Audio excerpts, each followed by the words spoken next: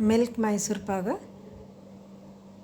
നമുക്ക് വീട്ടിൽ തന്നെ വളരെ എളുപ്പം സോഫ്റ്റ് വേർഷനാണ് എങ്ങനെ തയ്യാറാക്കുന്നതെന്നാണ് ഇന്ന് ഈ വീഡിയോയിൽ കാണിക്കുന്നത്.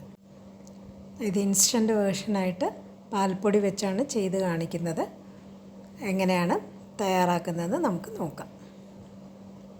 നല്ല സോഫ്റ്റായിട്ടുള്ള മൈസൂർ പാക് തയ്യാറാക്കാനായിട്ട് 1 കപ്പ് പാൽപ്പൊടി കൂടെ 1/3 കപ്പ് മൈദയാണ് ചേർക്കുന്നത്.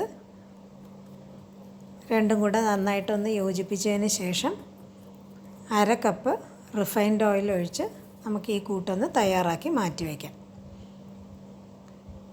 ഇതിപ്പം നമ്മൾ മിക്സ് ചെയ്തെടുക്കുമ്പം നല്ല പേസ്റ്റ് പോലെ കിട്ടത്തില്ല, കുറച്ച് തരിയായിട്ടാണ് കിട്ടുന്നത്. ക്രംബിൾ ടെക്സ്ചറിൽ കിട്ടും. അതുപോലെ നന്നായിട്ട് യോജിപ്പിച്ച് ഇതുപോലെ കിട്ടുന്നതിന് ശേഷം മാറ്റി വയ്ക്കുക. ഇനി ഒരു പാനിൽ 1/2 കപ്പ് പഞ്ചസാര എടുക്കാം. അത് അളന്ന് വെച്ചിട്ടുണ്ട്. 1/2 കപ്പ്. 1/2 കപ്പ് പഞ്ചസാരയ്ക്ക്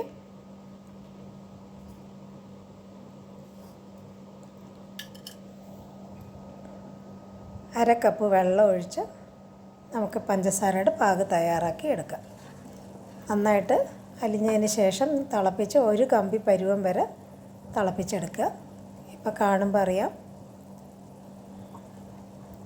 1 കമ്പി നമുക്ക് കിട്ടിയിട്ടില്ല.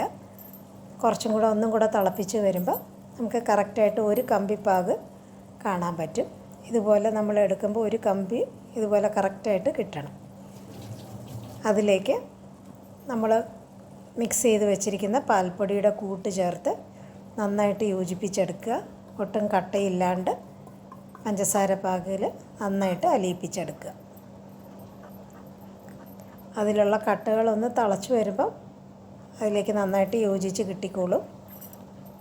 നന്നായിട്ട് ഇതുപോലെ യോജിപ്പിച്ചതിന് ശേഷം 1/2 കപ്പ് റിഫൈൻഡ് ഓയിൽ തന്നെ ഈ സ്റ്റേജിൽ ചേർക്കുക. ഇപ്പോൾ നന്നായിട്ട് യോജിച്ച് കിട്ടിയിട്ടുണ്ട്. ഇതിലേക്ക് 1/2 കപ്പും കൂടെ റിഫൈൻഡ് ഓയിൽ ചേർത്ത് കൊടുക്കുക. എണ്ണ നന്നായിട്ട് ആ കൂട്ടിലേക്ക് യോജിച്ച് വന്ന് ഒന്ന് തിളച്ച് കിട്ടണം. ഇപ്പം നന്നായിട്ട് യോജിച്ച് വന്നിട്ടുണ്ട്. ഇപ്പോഴും നല്ല പേസ്റ്റ് പരുവത്തിൽ തന്നെയാണ് കൂട്ടിയിരിക്കുന്നത്.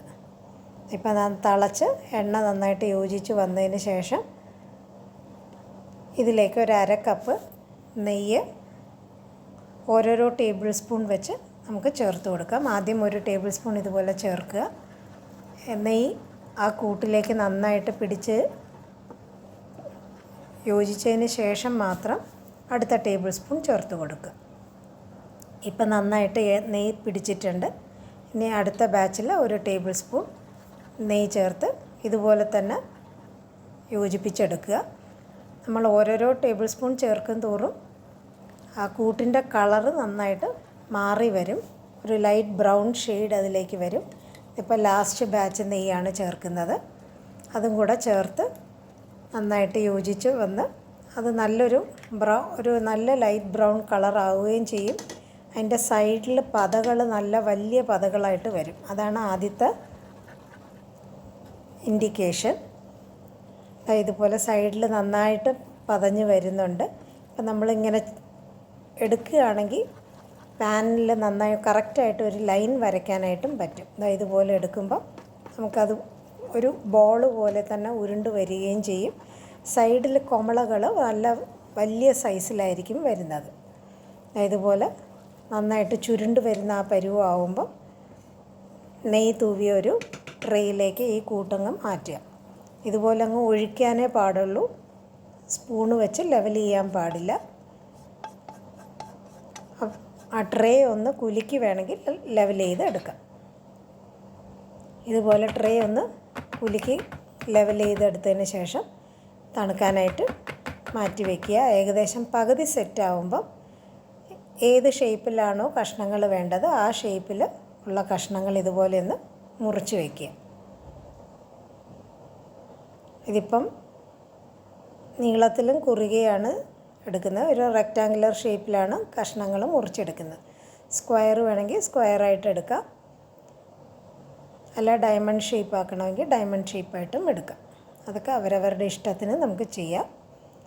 വരഞ്ഞു വെച്ചതിന് ശേഷം നന്നായിട്ട് ഏകദേശം ഒന്ന് തണുത്ത് വരുമ്പം ഇപ്പോൾ ചെറിയ ചൂടുണ്ട്, നമുക്ക് കഷ്ണങ്ങളാക്കി മാറ്റിയെടുത്തിട്ട് തണുപ്പിക്കാനായിട്ട് വെക്കാം. ഇപ്പോൾ കാണുമ്പോൾ അറിയാം നടുഭാഗം ഒരു ചെറിയ കളർ വ്യത്യാസം, നല്ല ഡാർക്ക് ബ്രൗൺ ആയിട്ട് വന്നിട്ടുണ്ട്. തണുക്കാനായിട്ട് മാറ്റി വെച്ചിട്ട് നമുക്ക് അതിൻ്റെ ടെക്സ്ചർ എങ്ങനെയുണ്ടെന്ന് നോക്കാം. ഇത് ഏകദേശം നന്നായിട്ട് തണുത്തിട്ടുണ്ട്. തണുത്തതിന് ശേഷമേ നമ്മളിത് പാത്രത്തിൽ അടച്ച് വെക്കാവൂ, ചൂടോടെ അടച്ച് വെക്കരുത്. ഇതുപോലെ ദീപാവലിക്ക് നമുക്ക് ഇൻസ്റ്റൻ്റായിട്ട് പാൽപ്പൊടി വെച്ചിട്ട് തന്നെ മിൽക്ക് മൈസൂർ പാക്ക് തയ്യാറാക്കി എടുക്കാം. നമുക്ക് കളർ വ്യത്യാസം കാണുമ്പോൾ കറക്റ്റായിട്ട് അറിയാനും പറ്റും. നടുഭാഗം കുറച്ചും കൂടെ ഡാർക്ക് ഷെയ്ഡിലായിരിക്കും ഇരിക്കുന്നത്. അതാണ് കറക്റ്റായിട്ട് അതിൻ്റെ ടെക്സ്ചർ. ഇപ്പം മുറിച്ച് കാണിക്കുകയാണെങ്കിൽ നമുക്ക് വളരെ സോഫ്റ്റായിട്ട് അത് മുറിച്ചെടുക്കാനും പറ്റും. എല്ലാവരും ഈ ദീപാവലിക്ക് മിൽക്ക് മൈസൂർ പാക്ക് തയ്യാറാക്കി നോക്കുക. ഈ വീഡിയോ ഇഷ്ടപ്പെടുകയാണെങ്കിൽ ലൈക്ക് ചെയ്യുക, ഷെയർ ചെയ്യുക, സബ്സ്ക്രൈബ് ചെയ്ത് സപ്പോർട്ട് ചെയ്യുക.